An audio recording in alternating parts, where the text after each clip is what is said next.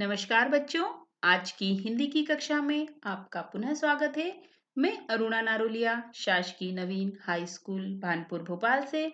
बच्चों, आज की हिंदी की कक्षा में हम कक्षा 12 की हिंदी की पुस्तक आरोह भाग 2 के काव्य खंड की रचना उषा पढ़ने जा रहे हैं, जिसके कवि हैं शमशेर बहादुर सिंह जी। तो आइए बच्चों, सबसे पहले हम शमशेर बहादुर जी का जीवन परिचय समझ लें। बच्चों, नई कविता के समर्थकों में शमशेर बहादुर सिंह की एक अलग ही छवि है।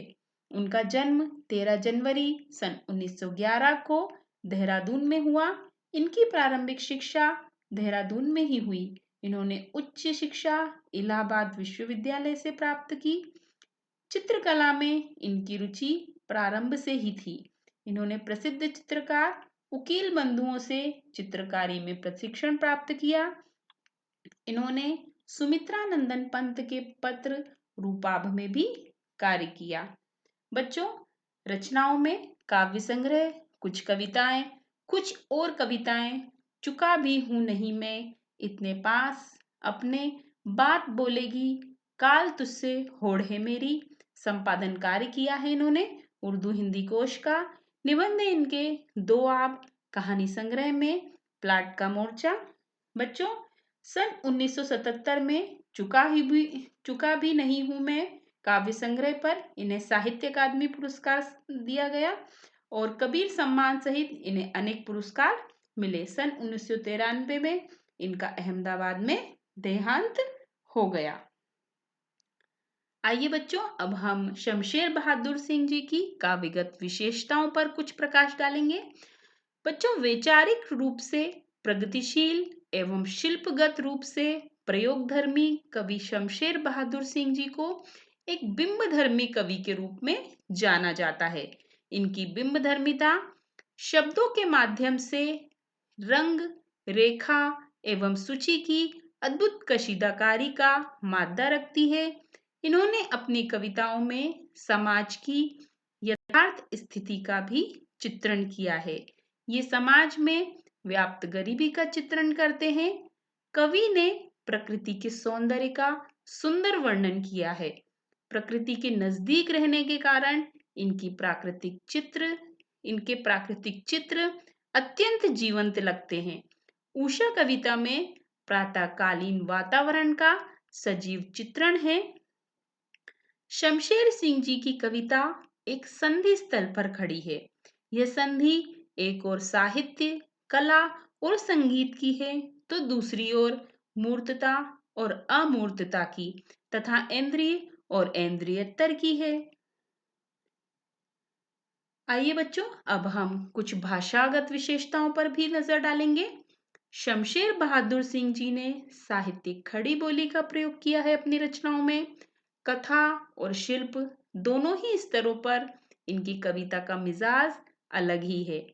उर्दू शायरी के प्रभाव से संज्ञा और विशेषण से अधिक बल सर्वनामों, क्रियाओं, अवयवों और मुहावरों को दिया गया है। सचेत इंद्रियों का यह कवि जब प्रेम, पीड़ा, संघर्ष और सृजन को गूंथकर कविता का महल बनाता है, तो वो ठोस तो होता ही है, अनुगुंजों से भी भरा होता है। आइए बच्चों, अब हम उषा कविता का सारांश देखते हैं, इसका प्रतिपाद्य भी पढ़ते हैं। और देखिए, उषा कविता में भोरकालीन सौंदर्य के रंग, रूप और वातावरण का सूक्ष्म चित्रण किया गया है। भोर से भी पहले आकाश का रंग जिस प्रकार गहरा नीला होता है, मानो कोई शंख हो। थोड़ी देर बाद उसमें नमी इस तरह साकार हो जाती है कि वह राख से लिपे हुए चोखे सा प्रतीत होता है। कुछ समय बाद सूरज की लाली उसमें ऐसे मिल जाती है कि वातावरण लाल केसर से धुली काली सिल जैसा जान पड़ता है, या यूं लगता है मानो काली स्लेट पर किसी ने लाल खड़िया चाक मल दी हो। और कुछ देर बाद सूरज का प्रकाश प्रकट हो जाता है।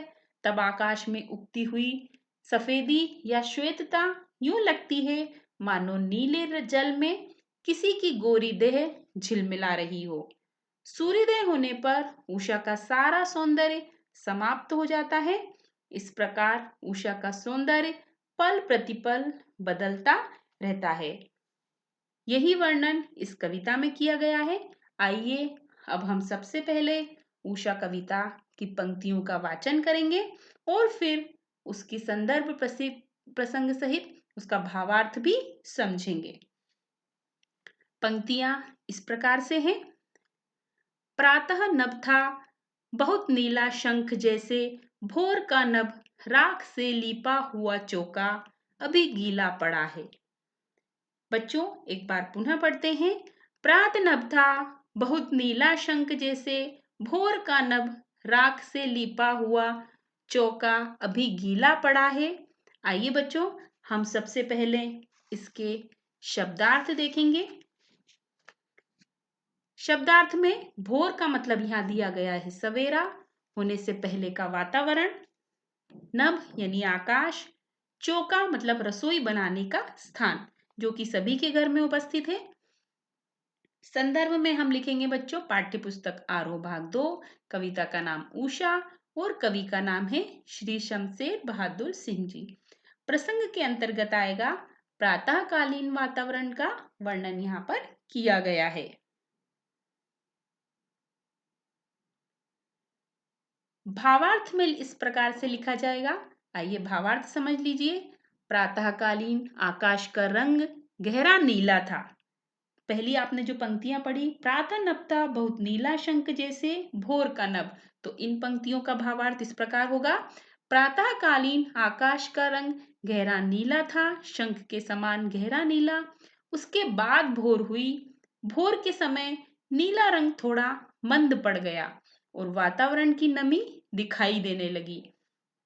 ऐसा लगा मानो आकाश न हो बल्कि राख में लीपा हुआ गीला चौका हो। नमी के कारण गीलापन था और रंग राख का गहरा था। तो ये इन पंक्तियों का भावार्थ था बच्चों। अब इन्हीं पंक्तियों इन पंक्तियों में जो काव्य सौंदर्य है उसको भी समझ लीजिए। इस वर्णन में कवि ने भोर का वातावरण अत्यंत सूक्ष्मता के साथ प्रस्तुत किया है। सवेरे के समय वातावरण में गहरा नीला रंग होता है। इसे उभारने के लिए कवि ने शंख की सुंदर उपमा भी दी है। उससे भी सुंदर उपमा है राख से लीपा हुआ गीला चौका। यह बिंब भोरकालीन गहरे रंग और नमी को साकार करता है। कवि को वातावरण चित्रण में अद्भुत सफलता मिली है। शंख जैसे में उपमा अलंकार है। अत्यंत सरल और लघु शब्दों का प्रयोग किया गया है।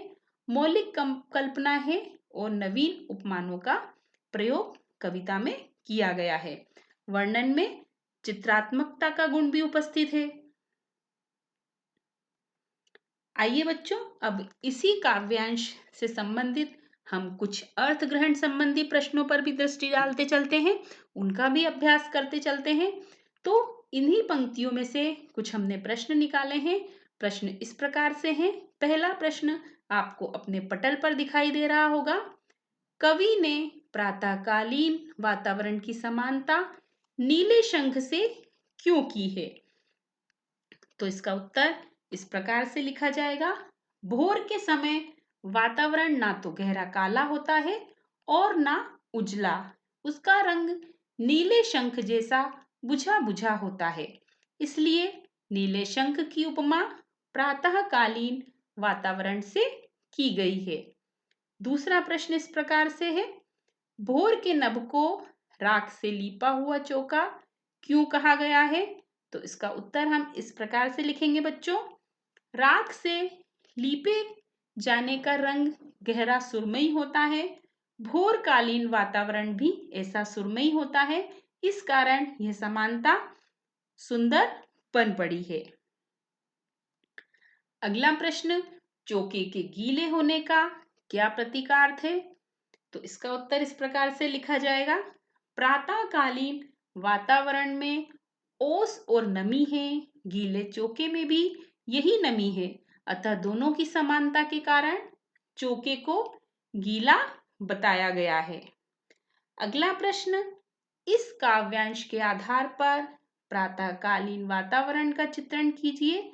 तो बच्चों, हम इस प्रकार से इसका चित्रण करेंगे। प्रातःकालीन वातावरण में ओस की नमी है और इसका रंग गहरा सुरमई है।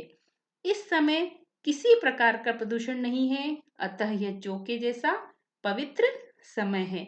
तो बच्चों, यदि आप कविता की पंक्तियों का भावार्थ अच्छे से समझते जाएंगे तो आपको स्वतः ही प्रश्नों के उत्तर आ जाएंगे। आइए अब हम उषा कविता की अगली पंक्तियों का वाचन करेंगे। बहुत काली सिल जरा से लाल केसर से, कि जैसे धुल गई हो स्लेट पर, या लाल खड़िया चाक मल दी हो किसी ने। इसमें से कुछ शब्दार्थ हमने निकाले हैं। सिल अर्थात मसाला पीसने वाला पत्थर, केसर फूल का सुगंधित पदार्थ। संदर्भ में बच्चों आप संदर्भ तो जान ही गए होंगे किस प्रकार से लिखा जाता है। इसमें हम लिखेंगे पाठ्य पुस्तक आरोह भाग 2, कविता का नाम उषा और कवि का नाम है श्री शमशेर बहादुर सिंह।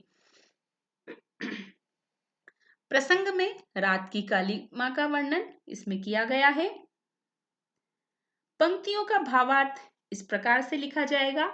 बहुत काली सिल जरा से लाल केसर से, कि जैसे धुल गई हो। भोर के छुटपुटे में अंधेरे और सूरज की उगती हुई लाली का मिश्रण ऐसे लगता है मानो बहुत गहरी काली सिल थोड़े से लाल केसर से धुल गई हो। अंधेरा काली सिल जैसा प्रतीत होता है और सूरज की लाली केसर के समान है। स्लेट पर यह लाल खड़िया चाक मल दी गई हो किसी ने। यह वातावरण ऐसा जान पड़ता है मानो किसी ने काली स्लेट पर लाल खड़िया चाक मिट्टी पोत दी हो। अंधेरा काली स्लेट के समान दिखाई देता है और सूरज की लाली चाक मिट्टी के समान दिखाई दे रही है।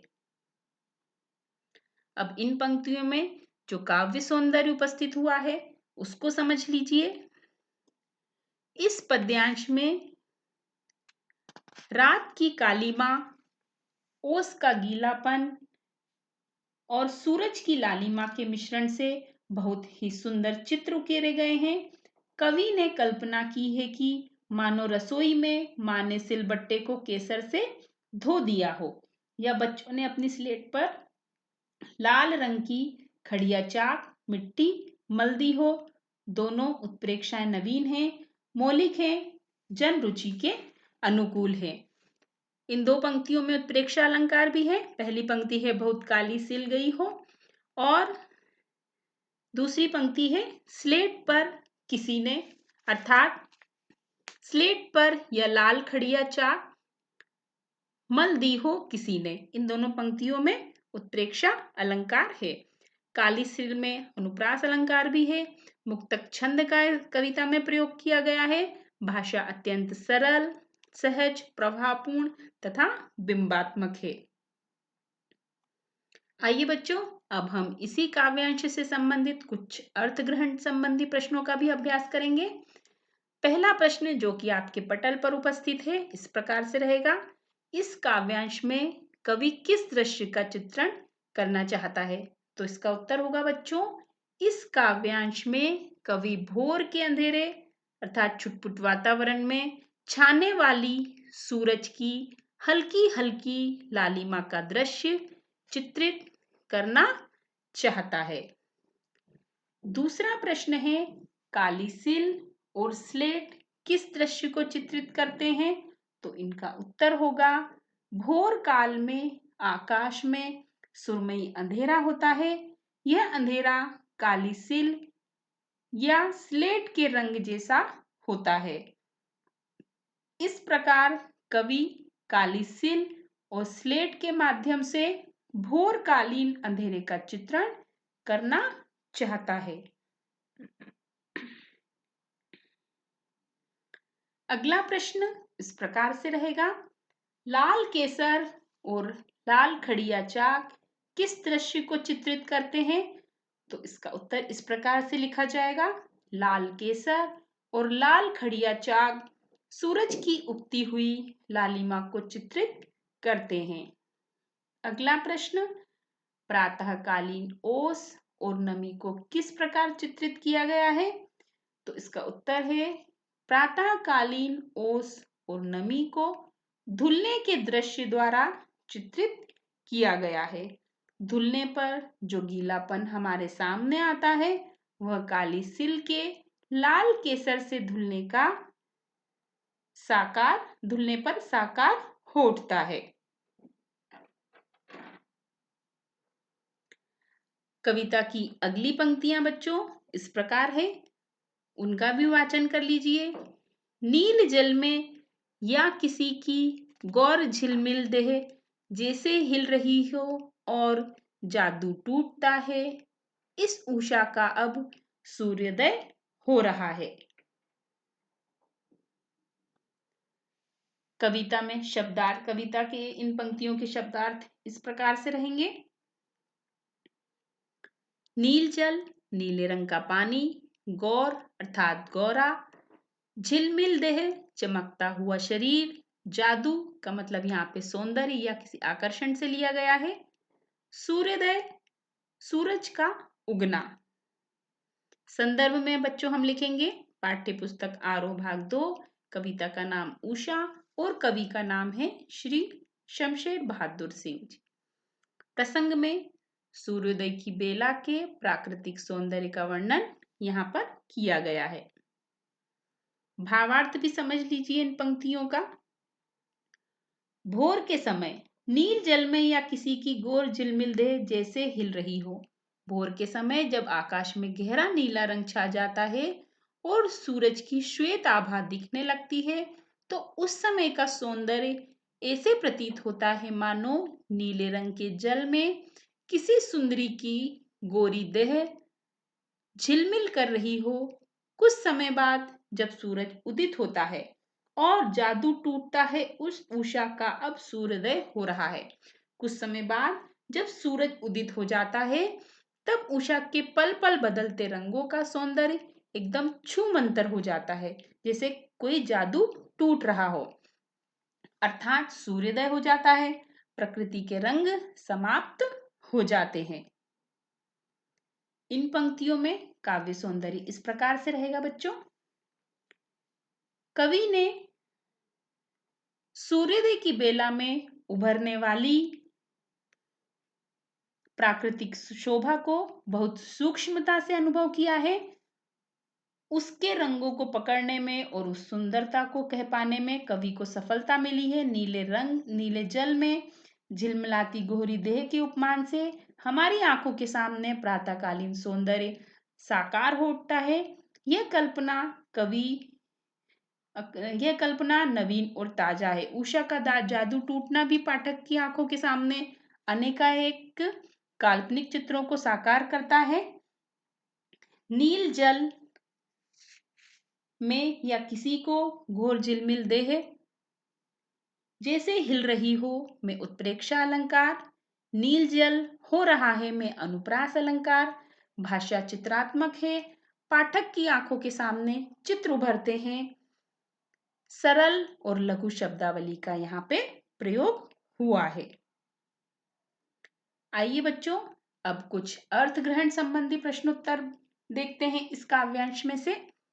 प्रश्न इस प्रकार से रहेगा, नीले जल में गौर देह के झिलमिलाने द्वारा कौन सा दृश्य चित्रित किया गया है?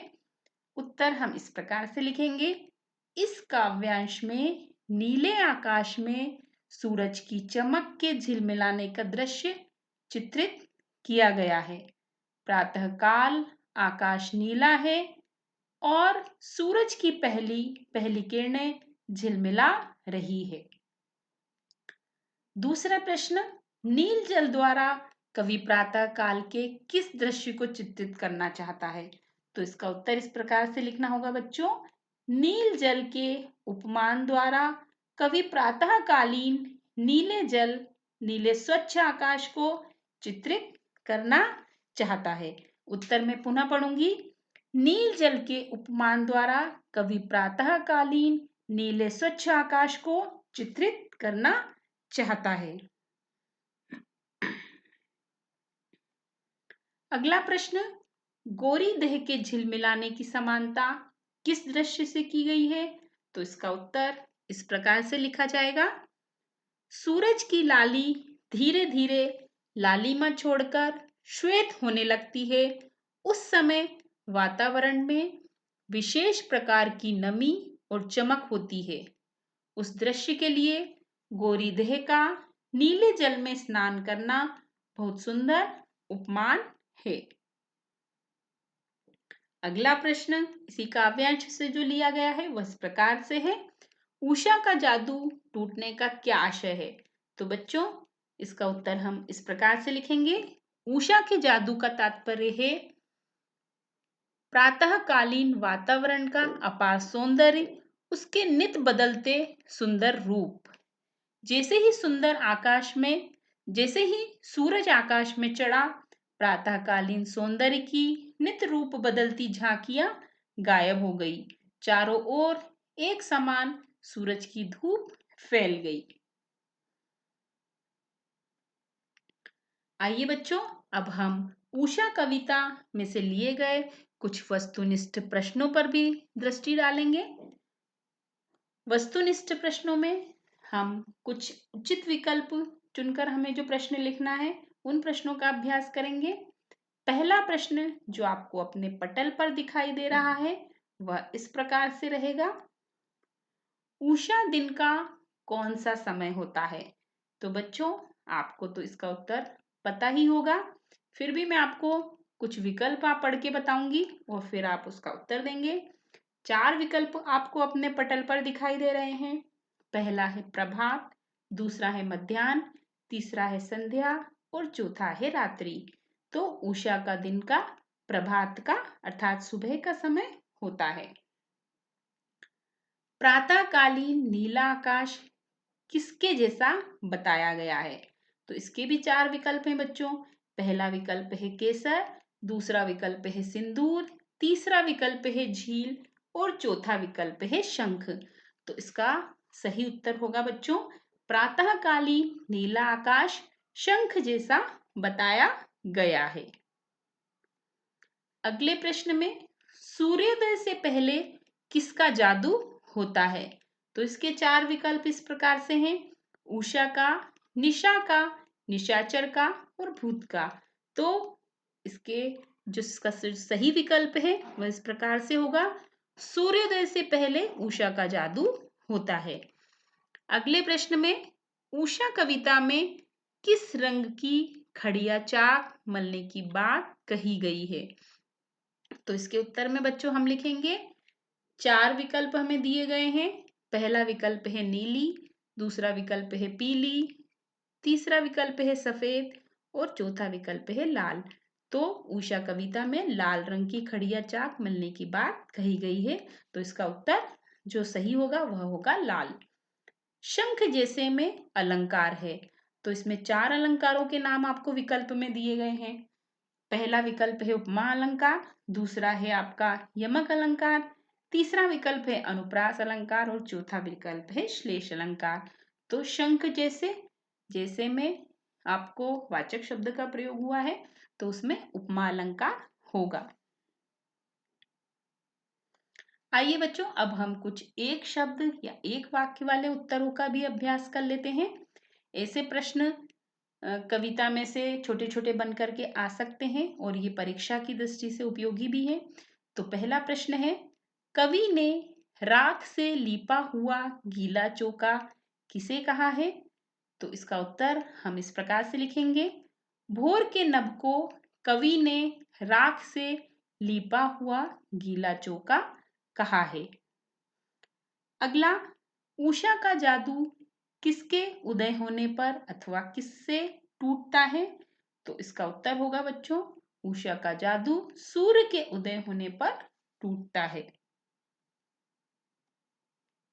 अगले प्रश्न में लाल केसर और लाल खड़िया चाक किसका चित्रण करते हैं?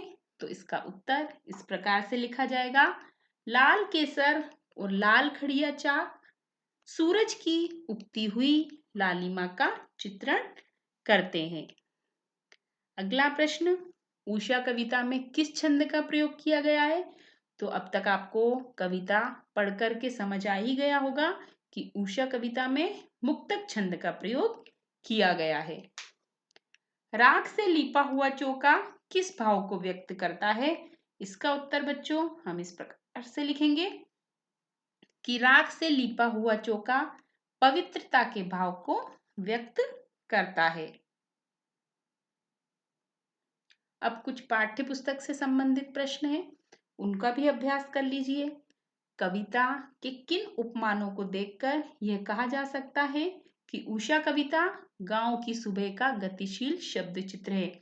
इसी प्रश्न को दूसरे रूप में भी पूछ सकते हैं, रूप परिवर्तित करके। प्रश्न इस प्रकार से हो सकता है, उषा कविता गांव की सुबह का गतिशील चित्र कैसे है, स्पष्ट कीजिए। और भी मैं आपके इसके रूप बता देती हूँ। सिद्ध कीजिए कि उषा कविता गांव की सुबह का गतिशील चित्र है। यह भी इस तरीके से भी इस प्रश्न को पूछा जा सकता है। एक तरीका और है इसको पूछने का, उषा कविता गांव की सुबह का गतिशील चित्र कैसे है, स्पष्ट कीजिए। तो इसका उत्तर हम इस प्रकार से लिखेंगे, कविता में नीले नभ को राख से लिपे चौके के समान बताया गया है। दूसरे बिंब में उसकी तुलना काली सिल से की गई है। तीसरे में स्लेट पर लाल खड़िया चाक का उपमान बनाया गया है। लिपा हुआ आंगन, काली सिल या स्लेट गांव के परिवेश से ही लिए गए हैं। महानगर के बालकों ने ना तो कभी लिपा हुआ चौका देखा होगा, ना स्लेट को, अतः ये शब्द चित्र गांव की सुबह के हैं। जहां तक गतिशीलता का प्रश्न है, पहले चौका लीपा जाता था, तभी सिल का प्रयोग होगा और उसके बाद ही बालक के हाथ में स्लेट दी जाएगी। अतः इसमें ग्रामीण जनजीवन की गतिशील झांकी स्पष्ट दिखाई देती है। गतिशीलता इस अर्थ में भी है कि तीनों शब्द चित्र स्थिर न होकर किसी न किसी क्रिया के अभी हो चुकने के सूचक हैं। तो इसका उत्तर इस प्रकार से लिखा जाएगा बच्चों। अब हम कुछ विषय वस्तु से संबंधित प्रश्नों पर भी दृष्टि डाल लेते हैं। प्रश्न इस प्रकार से रहेंगे, सूर्योदय से उषा का कौन सा जादू टूट रहा है? इसी का दूसरे रूप में प्रश्न पूछ सकते हैं, उषा जादू को उस जादू को स्पष्ट कीजिए जो सूर्योदय के साथ टूट जाता है। तो इसका उत्तर हमें दोनों प्रश्नों का उत्तर एक ही तरह से लिखना है। उत्तर इस प्रकार से होगा, सूर्योदय से उषा का अलौकिक रंग रूप टूट रहा है। सूर्य के उदित होने से पहले आकाश के रंग रूप क्षण क्षण बदलते रहते हैं। उस लाल काली छवि को पकड़ने के लिए कवि ने अनेक उपमान जुटाए हैं, फिर भी उषा का रूप का जादू पूरी तरह प्रकट नहीं हो पाया। यही अवर्णनीय सौंदर्य सूर्योदय वेला में नष्ट होने लगता है। अगला प्रश्न है, भोर के रंग को राख से लीपा गीला चौका क्यों कहा गया है? इसके उत्तर में बच्चों हमें लिखेंगे, भोर का आकाश नीली गीली राख के रंग के समान गहरा स्लेटी होता है, तब वातावरण में नमी और पवित्रता होती है। इन तीनों विशेषताओं रंग, नमी और पवित्रता के कारण भोर के नभ को राख से लीपा गीला चौका कहा गया है। कवि भोरकालीन वातावरण को रसोई घर की पवित्रता के समान पवित्र कहना चाहता है। अगला प्रश्न है, नील जल में हिलती झिलमिलाती देह के माध्यम से कवि क्या कहना चाहता है? तो इसका उत्तर हमें लिखना होगा, कवि नील जल के माध्यम से नीले आकाश का चित्रण करना चाहता है। सूरज का नित नित बढ़ते जाना किसी रूपसी नारी की गोरी देह का खिलते जाना है। इस प्रकार कवि नीले आकाश में विकीर्ण होती सूरज की धवल किरणों के प्रकाश का चित्रण करना चाहता है। अगला प्रश्न है, स्लेट पर लाल खड़िया चाक मलने के सौंदर्य की सराहना कीजिए। तो इसका उत्तर होगा बच्चों, काली स्लेट पर लाल खड़िया चाक मिट्टी को लीप दिया जाए और वह गीली हो तो उसका रंग भोरकालीन गहरे आकाश पर सूरज की लाली पड़ने जैसा होता है। यह वर्णन रूप रंग और वातावरण की समानता के कारण बहुत सुंदर बन पड़ा है। अगला प्रश्न और अंतिम प्रश्न है, जादू टूटता है इस उषा का अब। जादू, उषा का जादू क्या है, वह कैसे टूटता है? तो इसका उत्तर हम लिखेंगे, सूर्योदय होने से पहले आकाश में नए नए रंग उभरते हैं।